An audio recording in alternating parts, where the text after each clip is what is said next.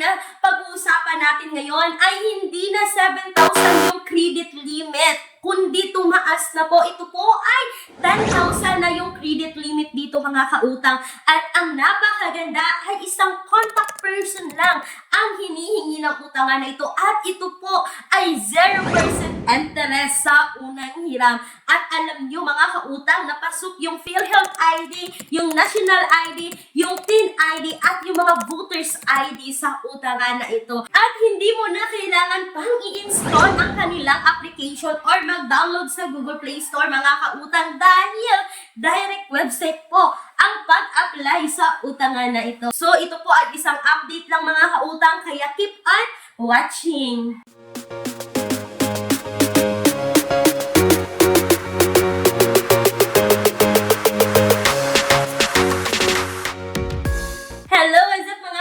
Welcome back again dito sa aking channel. This is Clarice, ang inyong number 1 palautang. So sa video na to, pag-uusapan natin or i-share ko sa inyo itong utangan online na nag-increase ng credit limit. At isa pa mga kautang, ito po ay 0% interest sa unang hiram. So mga kautang, hindi na natin ito patatagalin pa, no? Pag-uusapan natin ngayon si Online Loans Pilipinas. At alam niyo mga kautang, dati kapag tayo ay mag-open ng kaniyang pautang ay up to 7,000 lang sa unang hiram. Pero alam niyo nga mga kautang na ngayon po ay up to 10,000 na. So as you can see sa screen mga kautang no, na 10,000 na yung credit limit nila. Pero hindi ibig sabihin nito mga kautang na 7,000 agad yung makukuha natin. Pero may iba dati mga kautang no, na 7,000 yung credit limit, yung nakuha nila ay 5,000. Malay nyo ba na? Kasi malaki na yung credit limit, malaki na rin yung first loan dito kay Online Loans Pilipinas. So, as usual mga kautang, kapag tayo ay mag-install dito, ay kailangan maglagay ng personal information, current address natin, yung employment details natin, at yung mga valid ID na pasok dito kay Online Loans Pilipinas ay driver's license, PhilHealth ID, postal ID, SSS, UMID card, passport, PhilSys ID, PRC, at Voters ID.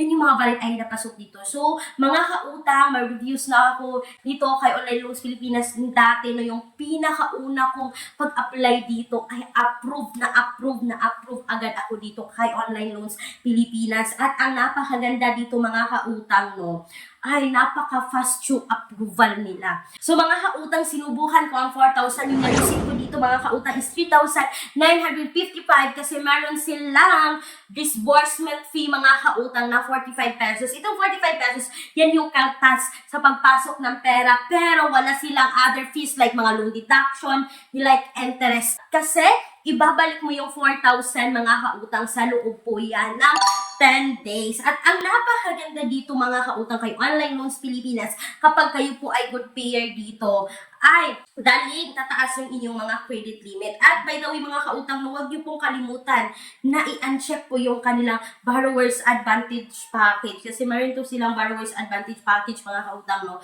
Na yun po yung dahilan kung bakit lalaki yung interest dito kay Online Loans Pilipinas kapag kayo ay second loaner na dito. So kapag kayo ay second loaner na dito mga kautang kay Online Loans Pilipinas, please take note na i-uncheck ninyo ang kanilang Borrower's Advantage Package para hindi masama yun sa interest na tutubuin dito.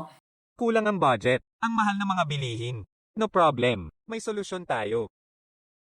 Gamit ang isang valid ID, makakautang ka na sa loob ng 10 minutes o mas mabilis pa.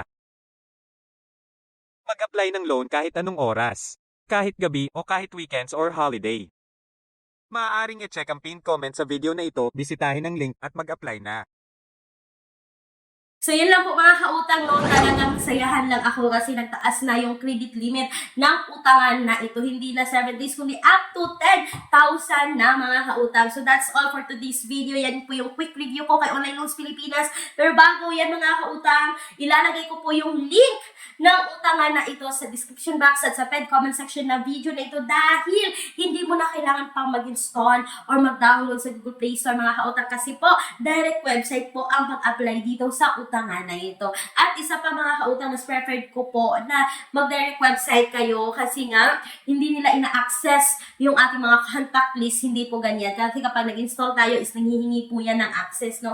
Na ma-access yung ating mga contact list, yung location natin at lahat ng mga features na nasa phone natin is easy access nila pag once kayo ay nag-download sa Google Play Store. Kaya ilalagay ko yung link sa description box at sa pen comment section ng video na ito. At bago ko tapusin mga kautang ang video na ito, kung kayo ay employed or self-employed at gusto nyo umutang sa bangko, mga kautang, they offer minimum of 20,000, maximum of 2 million pesos. And please take note mga kautang that all applications submitted is subject for bank approval.